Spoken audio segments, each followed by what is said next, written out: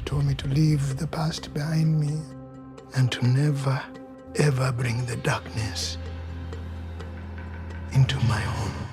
In all the mystery in Dexter Resurrection Season 1, something that is eerily kept in the background is the New York Ripper case. A case that Claudette Wallace, someone who is shown as one of the best detectives, couldn't solve. And I think there's so many deliberate hints at who this is, yet quite a few suspects, so we're gonna go through them and figure it out. Of course, make sure you press the like button on the video, it does help me out, and make sure you're subscribed with the notifications set to all. The first one I've heard people say is Blessing Kamara. We first saw him as, coincidentally, the first your car driver to turn up after Dexter's truck is towed, and he has this normal life as a your car driver, a normal family, a normal history. Forced to do unspeakable things. Oh, in episode 6, after his mother passes, he lets out to Dexter about his troubled past. When he was younger in Haiti, men came to his house and he was forced to be a soldier and forced to do unspeakable things. So much like Dexter, he saw stuff at a young age that could have disturbed him and traumatized him to give him issues and urges later. Some similarities to other killers. His mum was sick just like Charlie. When she died, the darkness came out of him. She was my North Star. I told him one bag of ice. He needs to fix it. Funnily enough, in his mum's last scene, it actually cut straight to Charlie and her mum. His daughter's boyfriend, Sam, seemed to grind his gears, didn't he? Sam's trying to perfect the recipe for ideal gut health.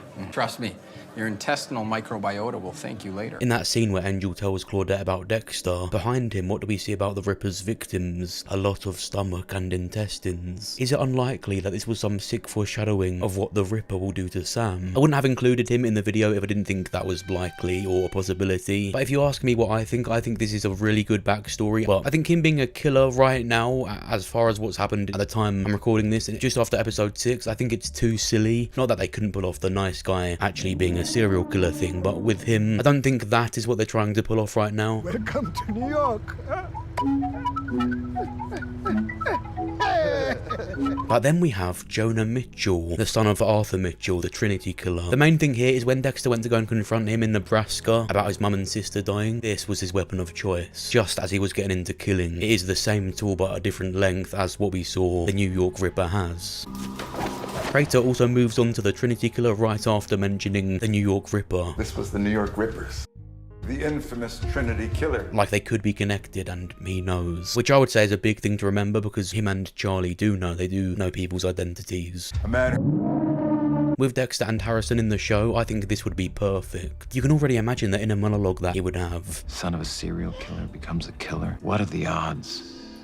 Thinking maybe it was wrong to let him live, and that Harrison could turn out like that. He's also Harrison's mum's killer's son. He could even find out and kill him for revenge. Apart from that, not much other stuff points towards him, apart from it making a lot of sense, especially with the confirmed Trinity Killer prequel. You think Harrison's my fault and I'm the bad guy? So his son coming back and being relevant would make his prequel even more relevant. So not only did Trinity scar Harrison, his scarred son is taking people's lives still. Prater said, A man who terrorized the streets I once played on as a child. But he's not saying the Ripper was active when he was a kid. He's literally just saying the streets he used to be a kid on, the Ripper is now killing on. So it's not a thing of Jonah being too young. I would really like it for nostalgia reasons, and I think it's really cool that the Trinity Killer's son would go on to be active in this show. But I did find him whiny, so let me know what you think. How am I supposed to live with this?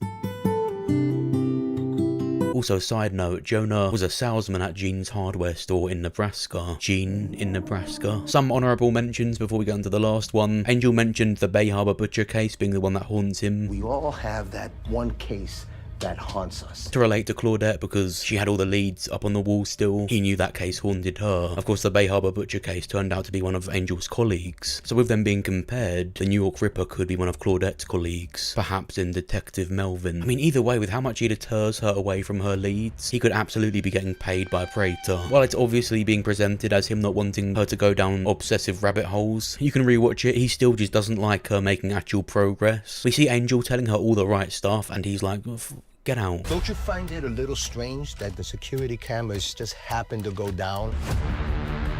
So a bit weird. Does he not want his friend and colleague to go down obsessive rabbit holes? Or does he really just not like that she's finding out and he's being paid to put her off track? And other honourable mentions are silly but possible plot twist of it being Claudette herself, Hannah, and as I briefly mentioned, Sam. If it's one of them, it's one of them. They can do what they want and make it work. Obviously, Harrison said she died off screen. Need I say more? She was clearly written out of the story. She died. But she can come back if they wanted her to. Anything can happen. I'd rather she didn't though. Just thinking about it, I'm getting a bit tired. And of course Sam, because we saw what the Ripper does to his victims and he's a stomach expert, it could be weird like that. It would show why Blessing naturally had this negativity towards him of all people. Of course he's irritable because his mum's just died and he's upset, he's thinking about stuff, but it was Sam he lashed out at. I just hope if it does turn out to be him miraculously, he doesn't kill his daughter Joy. But the last actual suspect is Leon Prater himself. There's two things outside of the obvious obsession with serial killers. The first is the extended length of the hook. Jonah had a short one, why would a killer need a longer one if they were shorter? And second of all, going back to where he says, A man who terrorized the streets I once played on as a child. The streets he was a kid on. Apart from him being an iconic actor, why do you think they cast Peter Dinklage for this specific character? He mentioned being a kid. We saw all the complications of the foster home and how the public don't really know the full story. His mum and dad died in a crash. Spent most of my teenage years in that foster home. You really have to talk about this in the interview. I prefer to keep that off the record if that's okay. I want the focus more to be on the good work being done by the foster home. In truth, my support comes from a deeply personal place. I have to ask you,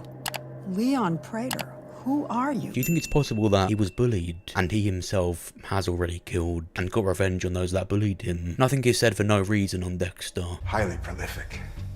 Never caught. That wasn't a smile of just admiration, that was a proud smile of admiration for himself. He says highly prolific, never caught.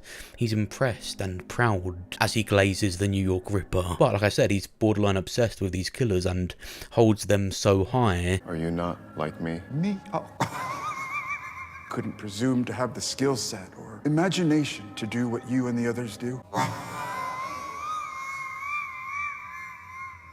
I am just a huge fan. So why would he not just take the credit? Be like the idols he looks up to? And maybe it's not as satisfying of a reveal that this bad guy we've just met turns out to be this other guy that we've also just heard about. But what do you think? Do you think any of the characters I've mentioned are the New York Ripper? Do you think it could be someone else? And whoever it is, what are they gonna do? Make sure to let me know what you think down below. Also, I've been really active on my TikTok account lately, so make sure you come and follow me there. Link down below. And I've also started posting on my second channel. I announced it a few years ago and haven't done anything with it since, so make sure you go and subscribe over there too. And I just uploaded a new Walking Dead What If video, What If Tyree Survived, one of my favourite characters, so go and watch that. Press the like button on the video if you enjoyed it, subscribe if you're new with the notification bell set to all. Thanks for watching, I'll see you soon.